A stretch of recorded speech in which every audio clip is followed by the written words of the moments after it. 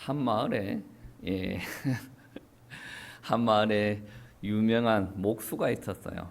이 목수는 가구 장인이었습니다. 그래서 마을 사람들은 그가 얼마나 훌륭한 사람인지 알고 그가 만든 가구가 귀하지 않은 사람이었어요. 그보다 더 그에게 한 아들이 있었는데 그 아들은 아버지를 존경했어요. 그리고 아버지와 함께 그 가구를 만들기를 원했습니다. 그래서 이 아들은 아버지가 가구를 만들 때부터 퇴근하는 그 시간까지 아버지 곁에 늘 붙어 있었습니다.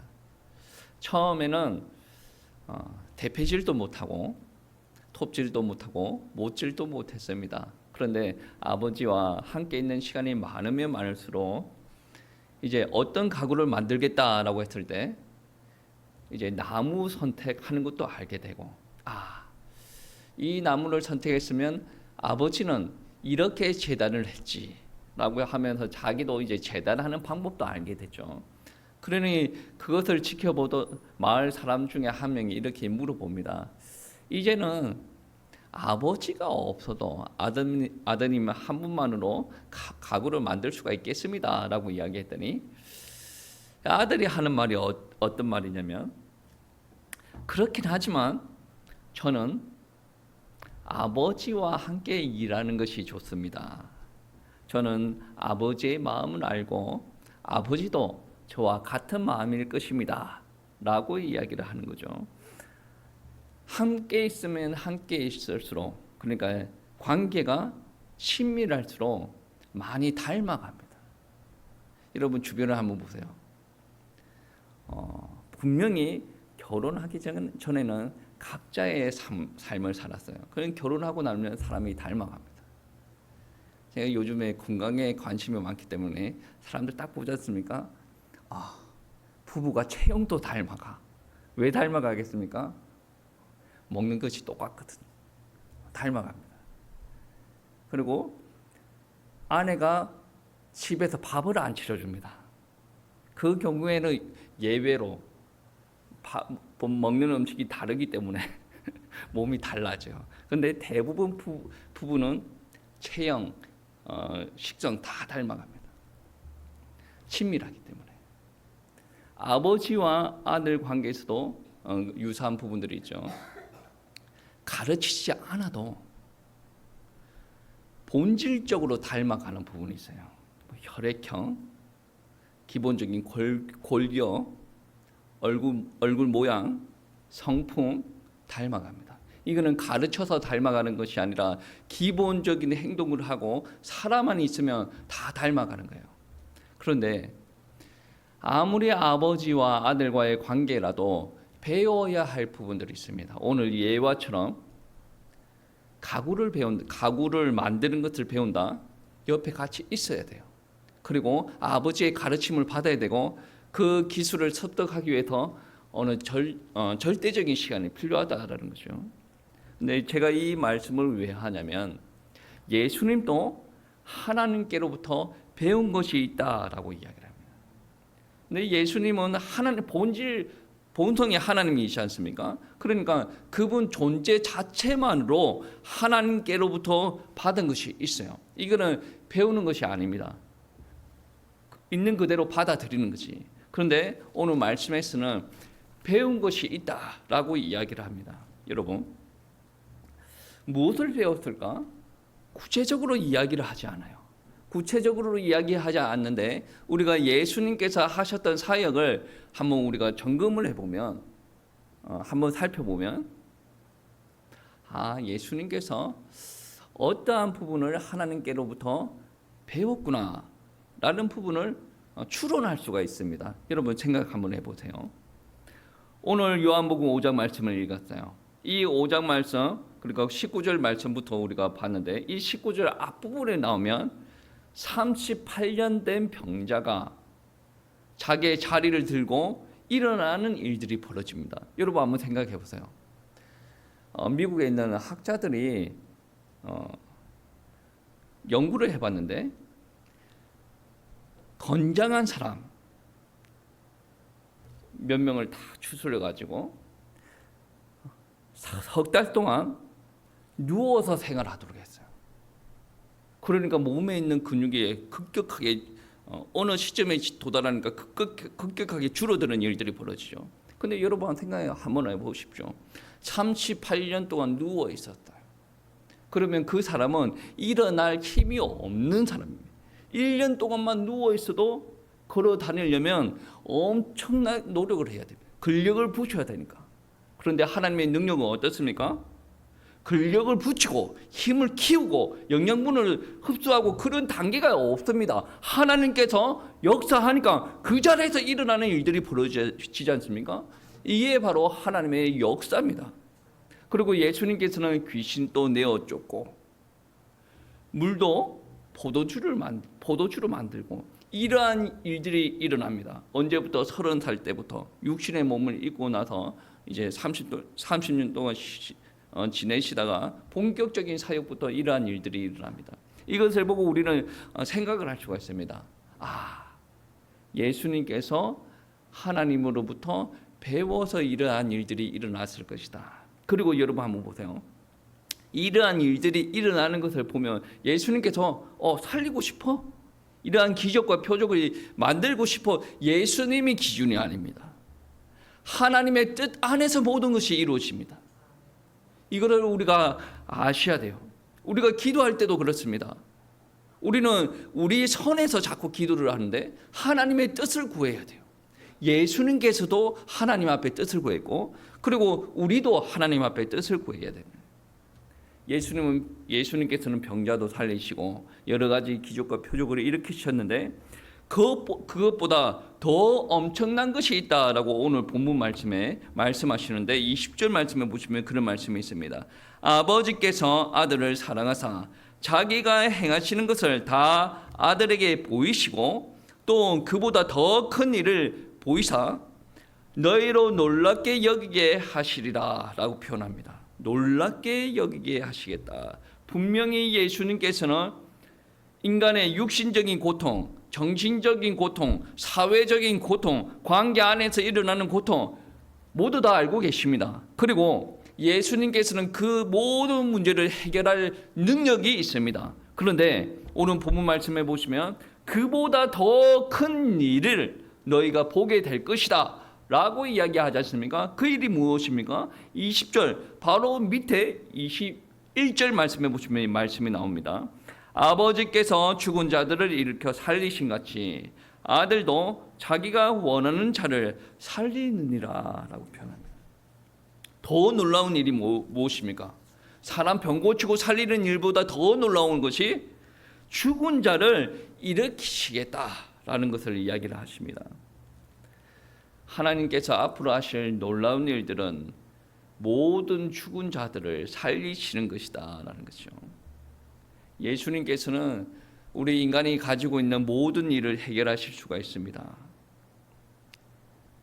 육신의 고통 해결할 수가 있어요.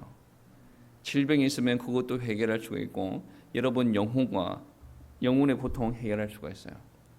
관계의 고통, 우리 국가적인 고통 다 해결할 수가 있습니다. 그런데 예수님께서는 그것을 다 해결하지 않으셨어요. 왜 그럴까요? 인간의 기준 안에서 보면 아니 신이면 다 해결해 주셔야지. 예수님께서는 여러분의 질병을 해결하기 위해서 오셨습니까? 그렇게 믿으면 그런 일들이 일어나겠지만 믿으십시오. 근데 예수님께서는 질병을 해결하기 위해서 이 자리에 오신 게 아닙니다. 이 땅에 오신 게 아니라는 거죠. 그러면 예수님께서 유대 땅에 오셨는데 그럼 유대 땅에 있는 모든 사람, 질병 걸린 모든 사람을 살리셔야죠. 살리시지 않았단 말이에요.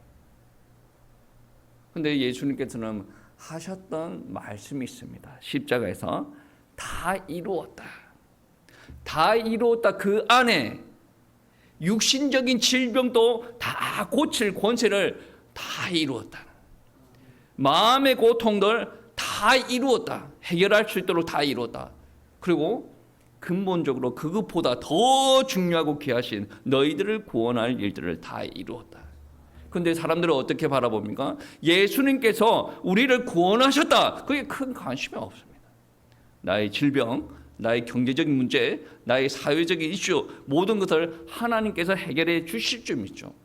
근데 그것들은 예수님 안에 능력이 있긴 있지만 그보다 더 큰 일들이 그 하나님께서 이루실 더 큰 일들이 무엇이냐면 나를 구원하시는 능력이다. 25절 말씀해 보시면 이런 말씀이 있죠. 진실로 너에게 이르노니. 이 말은 무슨 말입니까?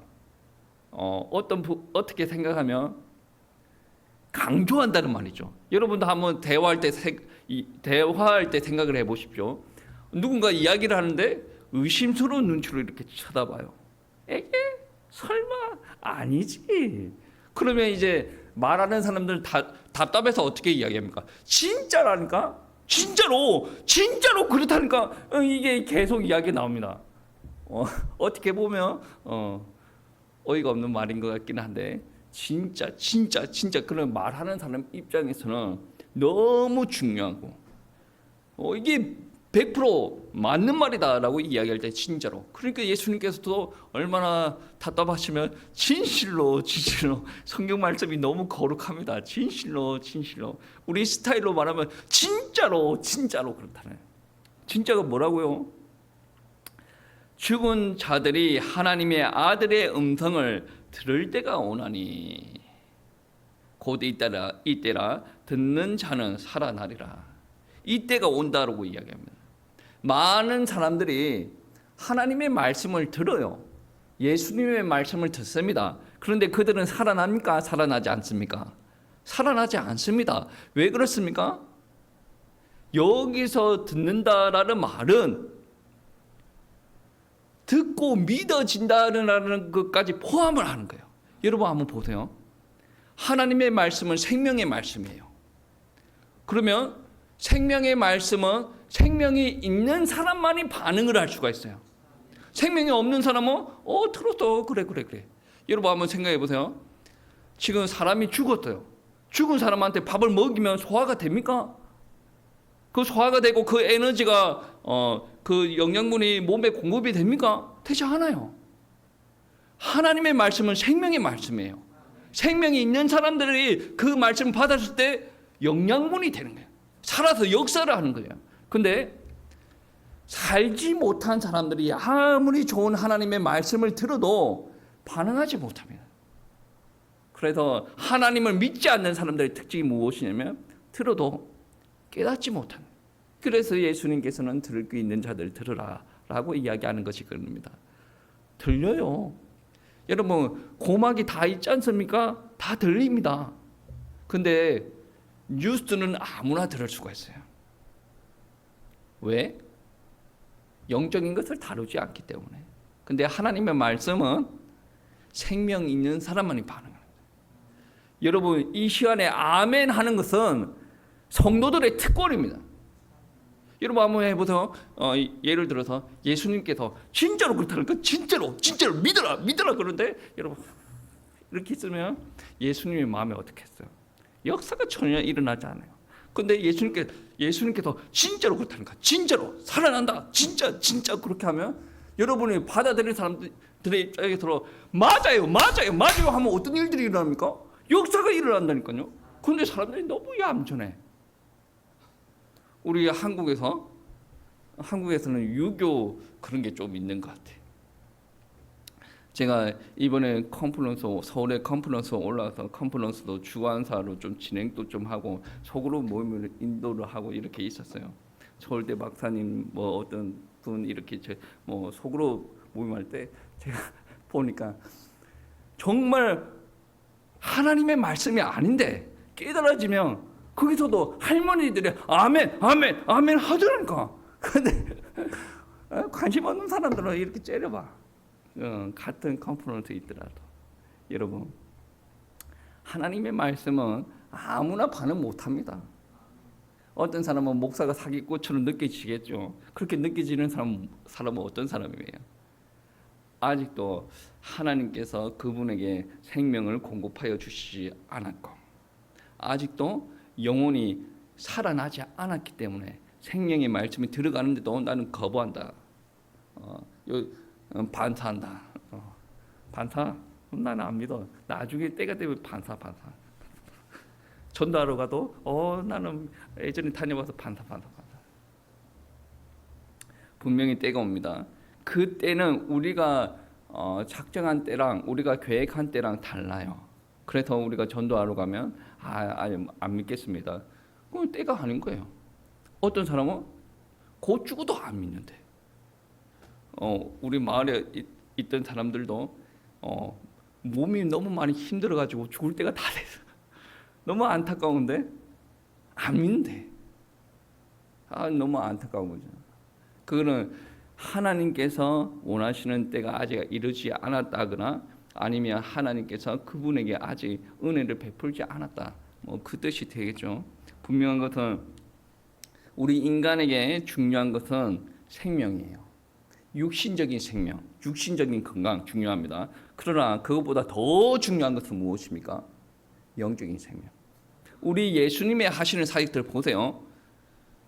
육신 고치는 거 중요합니다. 먹이는 거 중요해요. 그런데 그것보다 더 중요한 게 무엇입니까? 영혼의 구원입니다. 그런데 우리는 아직까지 육에 갇혀져 있기 때문에 그리고 우리는 그래도 조금 나은데 이 말씀을 받아들이지 못하는 사람들은 계속 하나님의 계획과 영혼 구원에 관심이 없다. 그러면 어떻게 해야 되냐? 정죄할 일은 우리가 할 일이 아니에요. 마귀가 정죄해도 충분해요. 우리는 정죄할 사람들이 아니라 함께 기도해야 돼요. 왜? 믿고 싶다고 해서 믿어지는 영역이 아닙니다. 은혜 달라고 기도해야 돼요. 우리가 하고 싶다고 할 수 있는 부분들이 아니에요. 하나님께서 역사해 달라고 기도해야 되는 부분들이다. 하나님께서는 그렇게 구원할 수 있는 생명을 아들 예수님, 성자 하나님 예수님에게 주셨다. 그래서 26절 말씀에 보시면 아버지께서 자기 속에 생명이 있음 같이 아들에게도 생명을 주어 그 속에 있게 하셨고, 이거는 단순히 걸어서 움직이는 생명을 두고 이야기하는 것이 아니에요. 인간에게 들어있는 생명을 두고 이야기하는 것이 아니라 하나님의 생명은 영적으로 죽어있는 사람들을 살릴 수 있는 생명이에요. 그래서 그 생명을 줍니다. 그러면 이 사람들 살아나요. 근데 육신적인 생명은 어땠습니까? 내 생명을 옆에 사람한테 주면 나는 죽게 돼 있어요. 만약에 이 사람을 살리려면 심장을 줘야 돼. 내 심장을 떼서 이 사람한테 이식을 하면 나는 죽게 돼 있습니다. 근데 하나님께서 주시고자 하는 영적인 생명은 어떤 생명입니까? 충만한 생명이에요. 죽어있는 사람들 다 살리고도 남을 만한 생명이에요. 그 생명을 누구한테 주셨다고 합니까? 예수님에게 주셨다라고 이야기를 합니다. 그 때가 오면, 예수님께서 말씀하시는 그 말씀을 받아들이는 때가 오면 살아날 것이다 라고 이야기를 하죠. 예수님의 말씀을 받아들이는 자는 예수님을 보내신 하나님을 받아들이는 거예요. 그러니까 예수님을 믿는 것은 하나님을 믿는 것과 똑같다. 물론 예수님은 하나님이시지만 예수님의 사역들 한번 보세요. 예수님의 가르침, 예수님의 말씀을 보시면 하나님의 의도에서 벗어난 것이 단 1도 없습니다. 겟세마네 동산에서 십자가에 지시는 것에 대해서 하나님 앞에 기도하지 않습니까? 자기 마음대로 하는 일들이 단 1도 없었어요. 그러니까 예수님께서 이 땅에서 하셨던 모든 일을 받아들이면 하나님을 받아들이는 것과 동일하다라는 말씀이죠. 오늘 말씀에서도 그렇게 이야기를 합니다. 믿음이 있는 자는 심판에 이르지 아니한다. 27절 말씀에 보시면 그런 말씀이 있죠. 심판하는 권한을 주셨느니라. 하나님께서 성자 예수님에게 심판하는 권한을 주셨다. 그리고 28절 말씀해 보시면 이를 놀랍게 여기지 말라. 무덤 속에 있는 자가 다 그 음성을 들을 때가 오나니 선한 일을 행하는 자는 생명의 부활로 악한 일을 행하는 자는 심판의 부활로 나오리라. 분명히 5절 말씀에 보시면 하나님의 아들의 음성을 들을 때가 온다. 듣는 자는 살아난다. 라고 이야기하는데 28절 말씀에는 어떻게 합니까? 무덤 속에 있는 자가 다 그 음성을 들을 때가 온다. 때는 똑같은데 뭔가 다르다라는 것을 우리 성도님들은 알고 계시죠? 28절에 말하는 때는 어떤 때입니까? 최종 심판을 위한 때입니다. 이때 하나님의 말씀 들어도 별 의미가 없습니다. 25절 때 하나님께서 말씀하시는 그때에, 구원하고자 하는 그때에 하나님의 말씀을 들으면 살아난다라는 거죠. 근데 마지막 심판 때 하나님의 말씀 들리는데 그 하나님의 말씀을 듣게 하시는 의도는 무엇입니까? 심판하고자 하는 의도가 있어요. 근데 오늘 말씀해 보시면 선한 일을 행하는 자는 생명의 부활, 악한 일을 하는 자는 심판의 부활, 그렇게 말씀하시는데 여기 어떻게 보면 이것도 하나님의 말씀이지 않습니까? 선한 일을 행하는 자들은 구제를 많이 하고 착한 일을 많이 하고 나쁜 짓을 안 하고 이러한 사람을 두고 이야기하는 자가 아닙니다. 이 땅에서도 하나님을 믿지 않아도 정말 교회 다니는 사람들보다 보이는 모습을 보면 올바르게 사는 사람들 많습니다. 구제하고 뭐 산불 났다 그러면 몇 억 구제하고 그리고 저 해외에 나가서 기아에 허덕이는 사람들을 또 보살피고 이거 정말 귀한 겁니다. 이거를 두고 선한 일이라고 하지 않고 하나님의 말씀을 받아들이고 믿는 자들을 그들이 하는 행동들을 보고 선한 일이다. 물론 하는 행동들은 하나님께서 원하시는 행동이지만 그 안에 있는 영혼이 변화가 되지 않으면 선한 일이 아니다. 그리고 이 땅에 많은 사람들이 하나님을 떠나서도 잘 삽니다. 하나님이 없어도 대적합니다. 저는 그 사람들이 이해가 갑니다. 은혜가 없으니까. 그런데 문제가 무엇이냐면 아무리 그렇게 잘 산다라고 하더라도 그들은 악한 사람이에요. 심판을 받게 되어져 있다라는 것입니다. 근데 분명한 것은 하나님께서는 이 땅에 죄, 인간들을 두고 고민을 하셨어요. 그 고민을 성자 하나님, 예수님과 대화를 나누셨어요. 그리고 이 고민을 아들에게 말씀하시는데 어떻게 말씀하시냐면 아들아, 이 모든 인간들을 대신하여 죽으라. 그러면 너를 믿는 사람들은 다 구원할 수 있도록 내가 그렇게 만들게. 그리고 내가 너에게 심판자의 신분을 줄게 라고 이야기를 하십니다. 그래서 예수님께서는 성부 하나님의 말씀에 순종을 해서 이 땅에 성육신, 그 하나님께서 육신을 입고 이 땅에 오셨다라는 거죠. 우리가 너무 친근하게 이 말씀을 듣기 때문에 감격이 안 될 수도 있는데 이거는 어떻게 표현하면 은혜고 또 다른 관점에서 표현하면 저주일 수도 있어요. 하나님이 육신을 입고 이 땅에 오셨다. 여러분 미녀와 야수라는 동화를 아십니까? 미녀와 야수. 여러분은 동심이 없나 봐. 미녀와 야수 모릅니까? 동화가 있어요. 그리고 디즈니, 미국 디즈니에서 뭐 애니메이션도 만들고 영화도 만들었어요. 근데 그 동화가 어떻게 시작되냐면 한 왕자가 있어요. 왕자가 자기가 너무 화려하게 수려하게 생긴 것을 알고 많은 미녀들을 자기 성에 초청을 합니다. 그리고 자기를 위해서 파티를 벌려요. 계속 그렇게 파티를 벌려요. 근데 어느 날 한 노파가 찾아옵니다. 노파가 왕자님 앞에 무릎을 꿇고 예쁜 장미꽃 한 송이를 이렇게 드려요. 근데 그 왕자가 예쁜 처자들과 같이 놀다가 나이 든 할머니가 와서 꽃을 주니까 마음에 안 내켰던 거예요. 그래서 그 장미꽃을 던져버려요. 그래서 이 노파가 하는 말이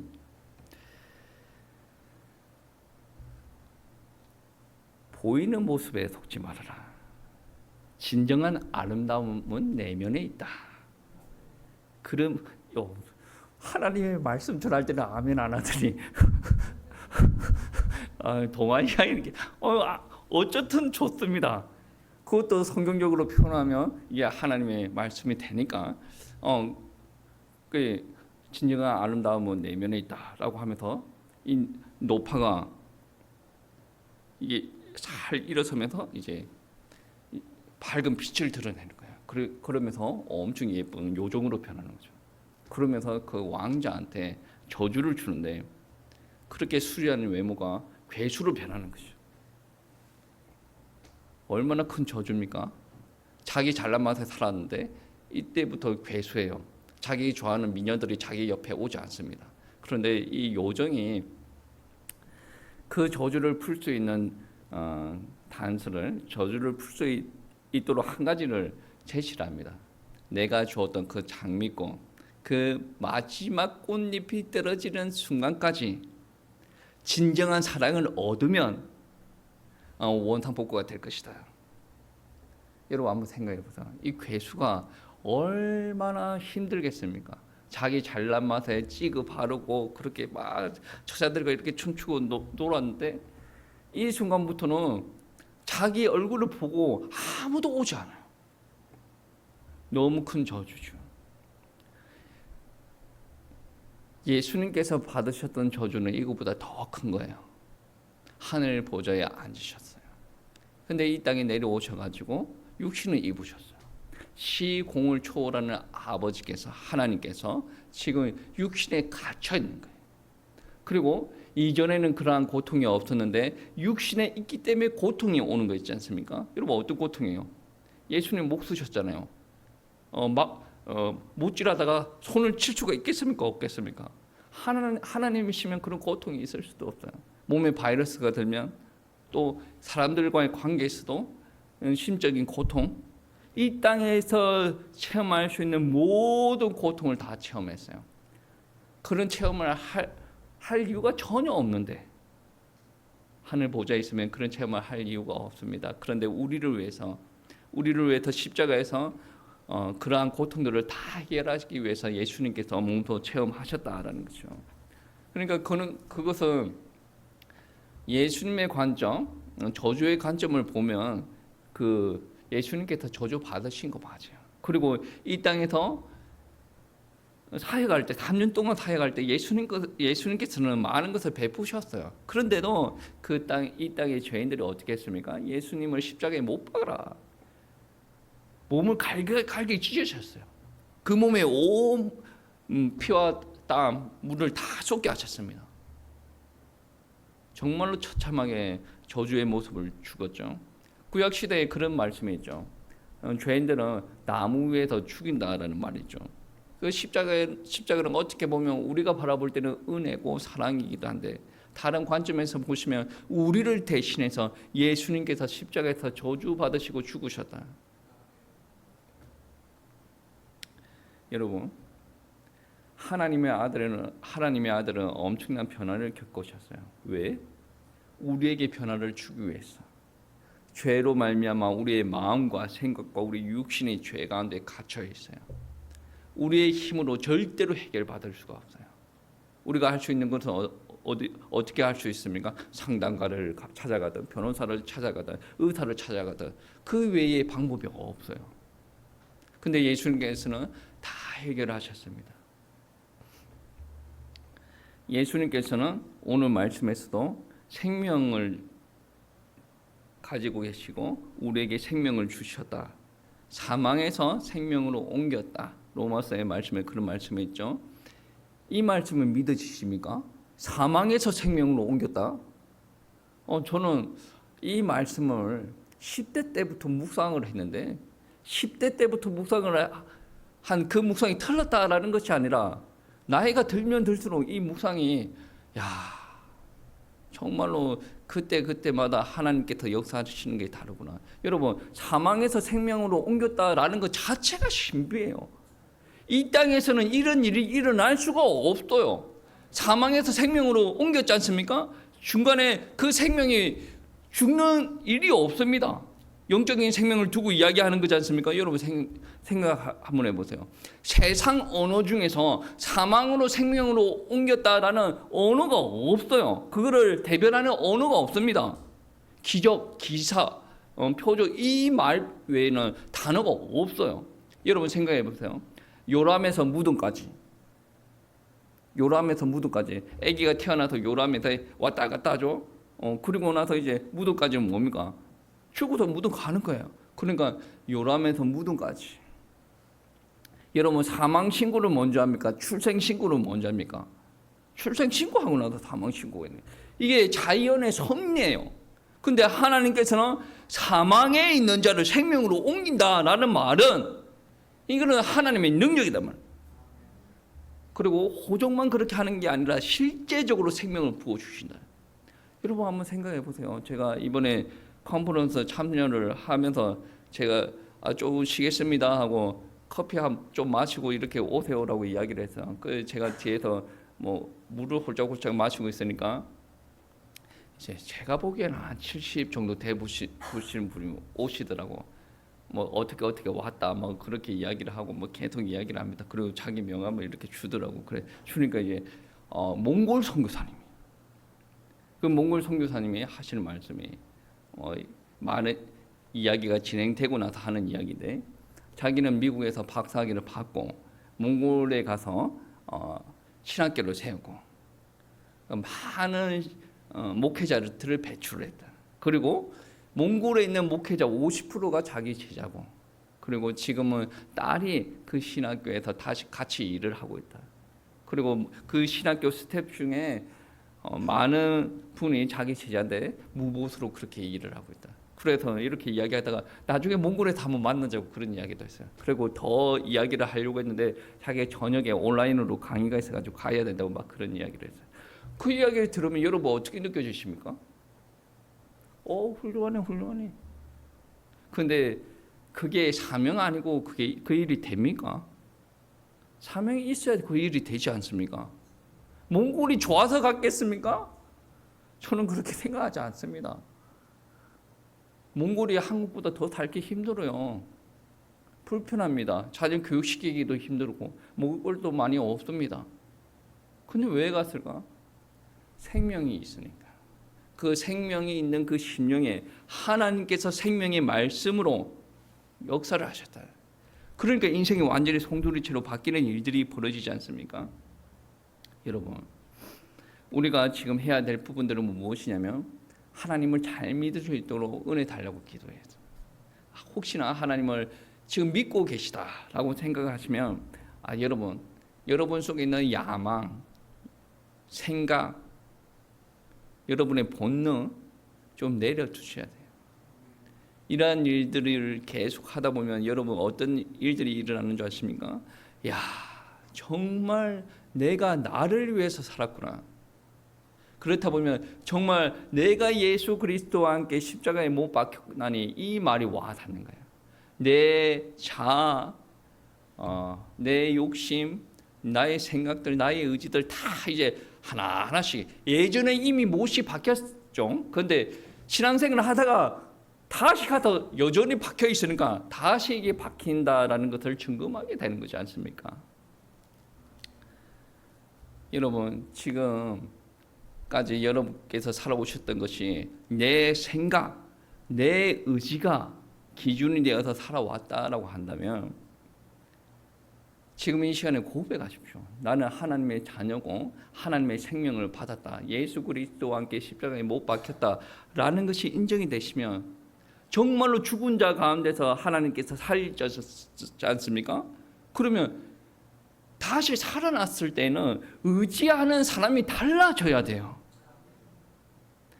가난한 아기가 막 태어났어요. 누구를 의지하겠어요? 엄마 아빠를 의지하죠.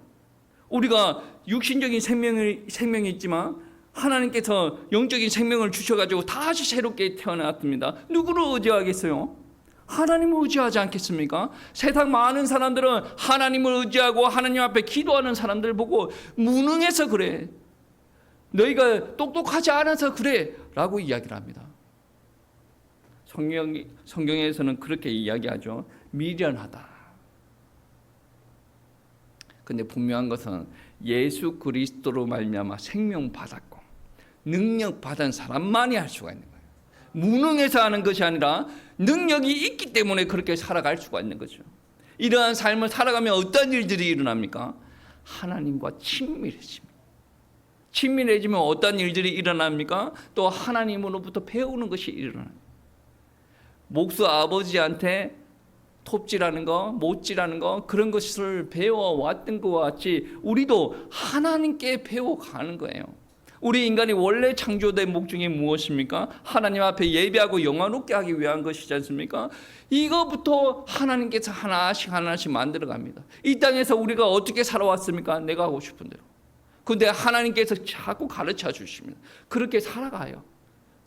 시간이 지나면서 고집 많은 사람이 아니라 성숙한 사람으로 살아갑니다. 하나님과 더더욱 친밀하면 하나님께로부터 배우고 하나님으로부터 더 많은 축복을 가지고 살아가게 됩니다. 정말로 오늘 이 시간에 생명을 공급받는 사람이 있었으면 좋겠고, 이미 공급받은 사람들은 더 충만하게 공급받아서 하나님을 영원롭게 하는 하나님의 백성이 되시기를 축복합니다.